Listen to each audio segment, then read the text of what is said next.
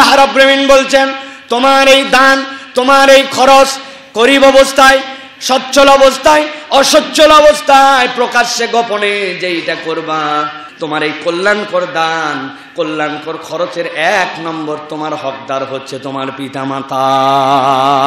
সুবহানাল্লাহ। বাপ মায়ের জন্য খরচ করতে কোনো হিসাব নাই, বেহিসাব। অনেক ফুকায়ে কেরাম বলেছেন আল্লাহ রাব্বুল আমিন সন্তানকেও রিজিক হিসাবে উল্লেখ করেছেন। পিতামাতার জন্য উত্তম রিজিক হচ্ছে তার সন্তান। অতএব পিতামাতা যতদিন বেঁচে থাকবে সন্তানের কাছ থেকে খরচ করার জন্য, সন্তানের টাকা পয়সা নেওয়ার জন্য বাপ মাকে অনুমতি নেওয়া লাগবে না। বাপ মা যা ইচ্ছা তাই সন্তান থেকে খরচ করতে পারে।